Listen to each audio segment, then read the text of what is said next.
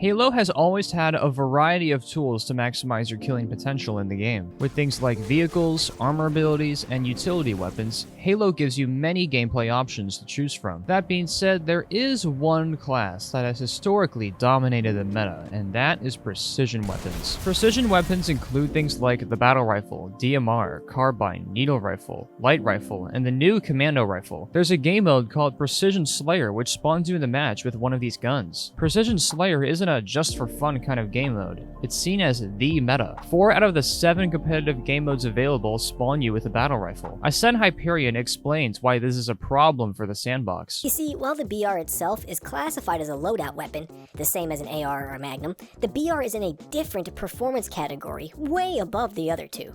The BR is able to deal damage rapidly, consistently, both up close and from a fair distance away, and in Halo, that's a big deal. Weapon range alone is a big divider between weapons in Halo, so while guns like the Mauler or Plasma Pistol might be great ways to shake up close-range fights, a player with a BR doesn't even need to enter that fight at that range. When you start with an AR, you're free to use that to get kills, but you are able to easily and readily trade up or trade out with virtually any other weapon in the sandbox to either increase your damage potential or change your damage output style. But when you start with a BR, you're being instantly elevated above a huge amount of the sandbox in terms of damage potential and type. There are far fewer guns to trade up or trade out with. Even those close to the BR on the pyramid start to seem less appealing because they're not that far away, potentially, from what your BR can do. The Plasma Repeater has a very unique and flexible reload venting system that can give you an advantage during prolonged encounters. The Halo 3 Spiker is a fairly decent auto weapon and has a small increase in melee damage. The Mauler is a dual-wieldable shotgun that isn't as strong as the normal shotgun, but can be combined with other weapons to create interesting combos. These kinds of weapons would thrive in usage if precision weapons weren't so dominating on the matchmaking experience. Instead, these guns are commonly seen as low-tier trash. The removal of the BR as a loadout weapon is healthy for the sandbox, and brings a huge variety of fight scenarios and weapon combos along with it.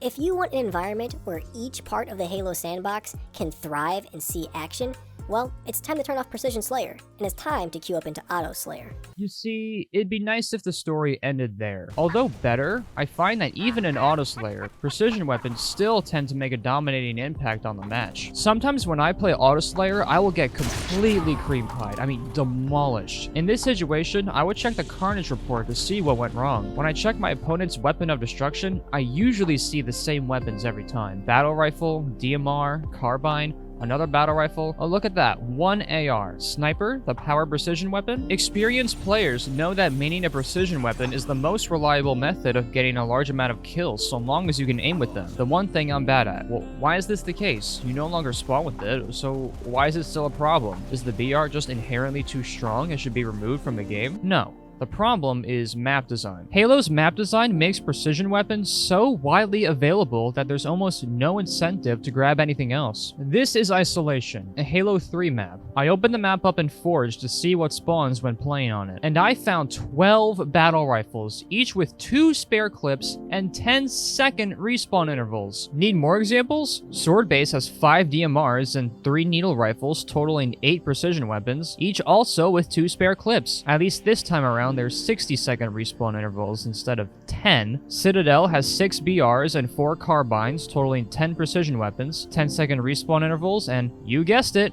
2 spare clips. One of my favorite maps to play is Guardian because only 2 precision weapons spawn in the entire map. This means I can go for killing sprees with dual-wielding spikers fairly confidently. Let's use rocket launchers for example. The rocket launcher is insanely broken and is a tier 3 power weapon. However, this is something that is recognized and maps are designed with this in mind. Imagine if you had 6 rocket launchers spawning every 45 seconds. Would anyone bother going for the shotgun, the needler? Of course not. Halo behaves as if BRs are a loadout level gun such as the assault rifle when it simply performs at a different tier. Precision weapons are bare minimum high tier 1 if not low tier 2 weapons, and these maps do not treat them accordingly. It is such a good thing we have Forge and the custom game browser because I can fix these maps myself. In Isolation, I cranked down the BR count to 6 and gave them 90-second respawn intervals.